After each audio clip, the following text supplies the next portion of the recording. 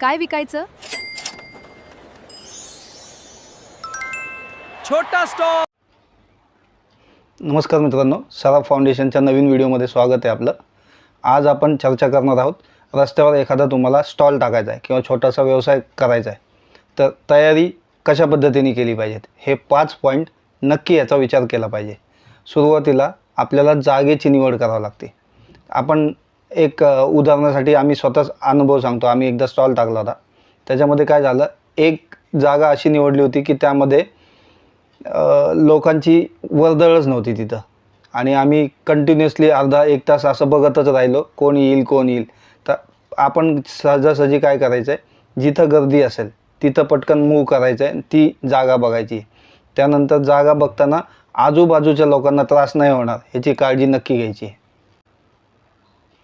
दुसरी गोष्ट म्हणजे उत्पादन निवडायचं आहे आपल्याला. उत्पादन कशा पद्धतीचं आहे, त्यांच्या तिथल्या गर्दीच्या अनुसार आहे का. समजा एखादा एरिया, त्या साईडला कामगारांची संख्या जास्त असतील, उच्चभ्रू लोकांची संख्या जास्त असतील, तिथं आल्यानंतर जे लोक येणार आहेत, तो टार्गेट ऑडियन्स, ते बघून तुम्हाला सिलेक्ट करायचं आहे की प्रॉडक्ट कुठलं आहे, ते घेण्याची त्यांची कपॅसिटी आहे का. कपॅसिटी सगळ्यांची असते, पण ते घेऊ शकतात का, तुमची सेल तितका वाढू शकतो का, या पद्धतीने तुम्हाला तयारी करायची आहे. आणि ते फक्त त्या अँगलने नाही, तुमची स्वतःची, समजा उच्चभ्रू लोकांचा तुम्हाला उत्पादन विकायचं आहे, तर तुम्ही एकच वस्तू ठेवून चालत नाही. तिथं बरेच स्टॉक ठेवावा लागतो, जेणेकरून व्हरायटी मिळते, तुम्हाला ऑप्शन मिळतात. हा नाही आवडला तर दुसरा, अशी व्हरायटी ठेवावी लागते. तर ते तुमची स्टॉक करायची कपॅसिटी आहे का, या सगळ्या गोष्टी कारणीभूत ठरतात. त्यामुळं उत्पादन नीट निवडणं गरजेचं आहे. त्यानंतर तिसरी गोष्ट, जे काय आपल्याला वस्तू विक्री करायची आहे, त्यासाठी तुम्हाला बजेटची तरतूद करावी लागणार आहे. फक्त मालाची तरतूद करावी लागणार आहे असं नाही आहे. त्यानंतर तुम्हाला डिस्प्ले, हे जे वस्तू विकणार आहे, कोणता एक उदाहरणार्थ समजा राखीचं सीझन चालू आहे, तर राखी चांगल्या पद्धतीने लोकांबद्दल प्रेझेंट होईल आणि ते डिस्प्लेला छान दिसेल, अशा पद्धतीने जर तुम्हाला ठेवायचं असेल तर त्यासाठी बॅकग्राऊंडला तसं सेटअप करावा लागतो. जसं हे माझ्या व्हिडिओच्या मागं किंवा माझ्या मागं हा मी वॉलपेपर इथं लावलेला आहे, तर जेणेकरून माझा प्रेझेन्स चांगला तुम्हाला दिसत असेल, आय बिलीव्ह.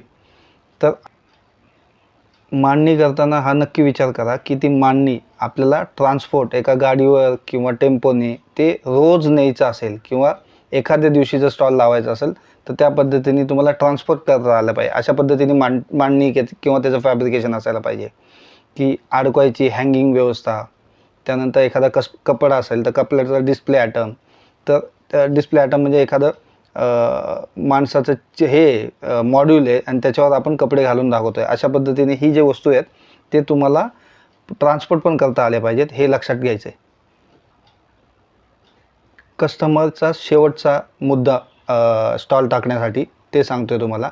हे सगळं करताना तुम्हाला कॅश किंवा पेमेंट झाल्यानंतर, पेमेंट करताना काय काय गोष्टी लागणार आहेत हे पहिलं चेक करावं लागणार आहेत. उदाहरणार्थ, तुमच्याकडे UPIची सोय आहे का, स्वॅप मशीन तिथं तुम्ही ठेवू शकता का. स्टॉल टाकताना जनरली ते ॲडवायजेबल नाही आहे, पण UPI आहे तर तुम्ही एक स्कॅन QR कोड ठेवू शकता तिथं आजूबाजूला, किंवा कॅश द्यायचं असेल तर थोडीशी चिल्लर सोबत घेऊ शकता.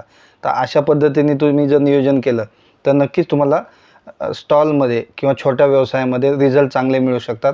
आय होप तुम्हाला हे मुद्दे आवडलेले असतील, आणि माझ्याकडून एखादा पॉईंट मिस झाला असेल तर तुम्ही कमेंटमध्ये इथं टाकू शकता. आणि ऑल द बेस्ट तुमच्या नवीन स्टार्टअपसाठी. थँक्यू.